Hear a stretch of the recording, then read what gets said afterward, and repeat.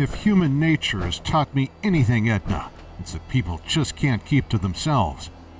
A brief look at history can show you that man's incessant need to interfere with one another has caused every war that ever was. If neighbors could just learn to coexist, if we could all acknowledge that we're on this earth for but a short time, maybe the Great War never had to happen. But it did happen, and atop the ashes, mankind continues to ignore the mistakes of the past.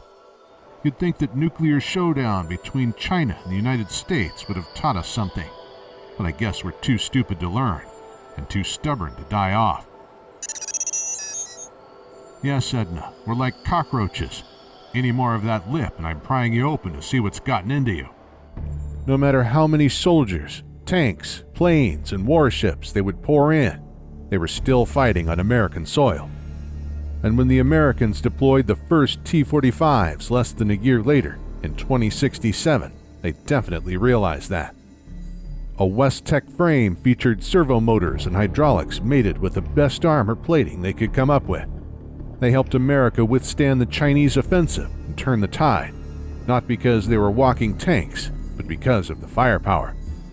The first T-45s were crude, angular things, but the T-51, finally fielded in 2075, was elegant.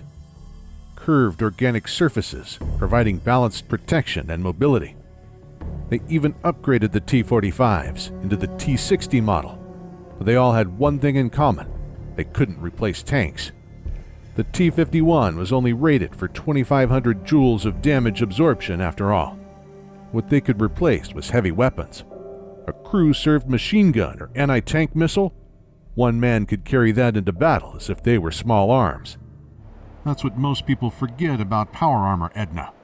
The main reason it proves useful isn't because of its defensive capabilities, though they are great, but because of its offensive advantage. Once you're using one of these frames, you're a certified Hercules, made stronger by West-Tech technology. It's credit to the Chinese that they managed to withstand the American counterattacks and still keep fighting, not for 1, 2, or 5 years, but almost 11. From Alaska in 2066 to their own territory since 2074, the bloodiest war in human history. How did they do it? By throwing men at the enemy and hoping they would either get tired or drown under the blood and guts. For 11 years, they battled the United States, and by the end, they were fighting across a front line 5,000 miles long, from Anchorage through Shantou to Mambajao in the Philippines, and that's in a straight line, Edna. You don't hold out for that long just by feeding men into the grinder. You fight it like the railroad by going beyond brute force. You fight it with stealth technology.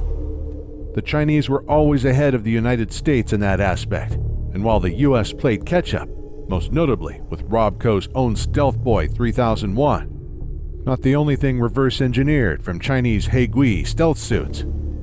Power armor may have ruled the day, but communist infiltrators ruled the night. Supply lines cut, officers assassinated, all against a backdrop of trench warfare, despite the DIA's best efforts to boot.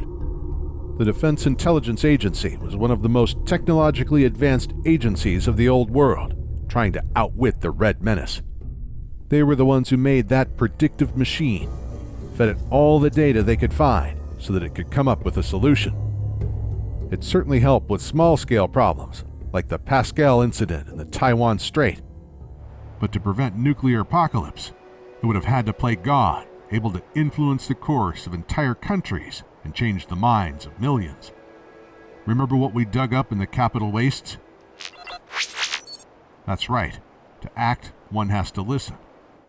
Pam provided reports that indicated that a comprehensive solution had to be implemented to prevent nuclear war. It inferred with a 91% accuracy that a stealth submarine program, the Ghost Fleet, was likely being implemented by the Republic. But did the powers that be care enough to stop? Nope.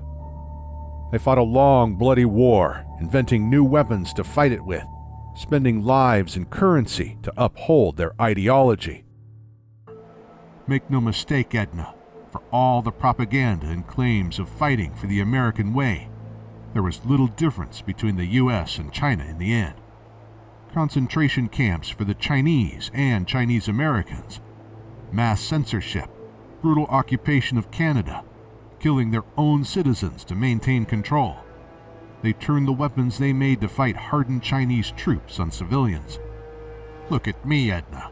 Can an unarmed civilian stand a chance? And that's just power armor.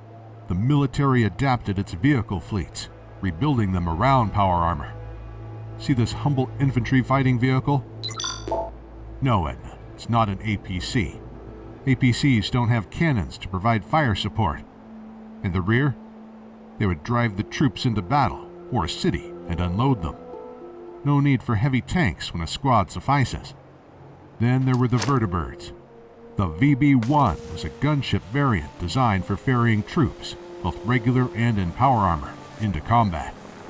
Plenty of those were knocked out of the sky in the aftermath of the Great War, plummeting to the ground, killing everybody who was on board.